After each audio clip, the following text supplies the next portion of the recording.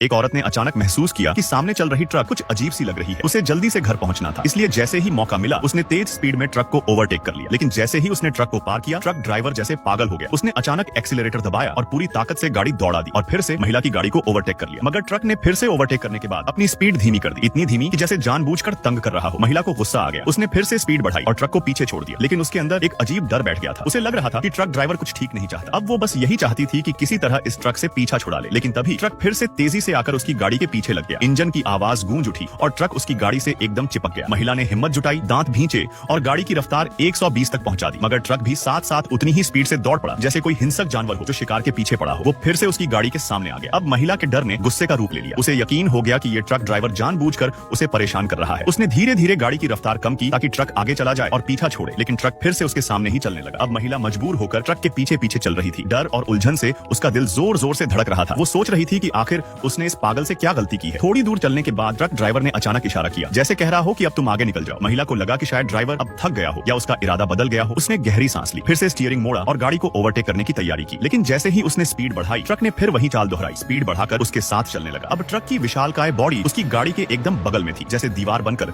उसे सड़क से धक्का देने की कोशिश कर रहा हो। महिला डर के मारे कांप गई। वो स्टीयरिंग को कसकर पकड़ रही थी, लेकिन समझ ही नहीं पा रही थी क्या करे। तभी सामने से एक दूसरी गाड़ी आती दिखाई दी। महिला चीख पड़ी। उसने तेजी से स्टीयरिंग मोड़ा और ब्रेक लगाया। किसी तरह वो उस मोड़ से खुद को बचा पाई। ये सब उसके लिए एक डरावने सपने जैसा था। अब उसे पूरा यकीन हो गया कि ट्रक ड्राइवर पूरी तरह पागल है। वो अब और सहन नहीं कर पा रही थी। उसने एक झटके में गाड़ी साइड में लगाई, ब्रेक मारे और ड्राइवर सीट पर ही धप से बैठ गई। खुद को शांत करने की कोशिश करने लगी। करीब आधे घंटे बाद जब उसे लगा कि ट्रक अब बहुत आगे निकल गया होगा, शायद कभी ना लौटे, उसने फिर से गाड़ी स्टार्ट की। अब वो बहुत धीरे धीरे गाड़ी चला रही थी। हर मोड़ पर उसका दिल डर से धड़क रहा था कि कहीं फिर से वही ट्रक ना आ जाए। करीब एक घंटे बाद वो अपने घर के पास पहुंच गई। सड़क पर अब तक ट्रक का कोई नामो निशान नहीं था। लेकिन तभी घर से थोड़ी दूरी पर उसने देखा कि एक बड़ा एक्सीडेंट हुआ है। एक छोटी कार बुरी तरह से टूटी पड़ी थी, जैसे किसी ने उसे बुरी तरह कुचल डाला हो। उसके पुर्जे चारों तरफ बिखरे हुए थे। मंजर बहुत दर्दनाक था। मगर चौंकाने वाली बात यह थी कि वहाँ ड्राइवर का कोई अता पता नहीं था। लगता था कि हादसे के बाद भाग गया। महिला के दिल में ख्याल आया, कहीं ये वही मौत की ट्रक तो नहीं। वो पुलिस से पूछना चाहती थी, लेकिन उसे याद आया कि उसकी बीमार माँ घर पर उसका इंतजार कर रही है। तो उसने कुछ कहे बिना चुपचाप गाड़ी स्टार्ट की और फिर घर की ओर निकल पड़ी। लेकिन रास्ते भर उसका मन बेचैन रहा। हर मोड़ पर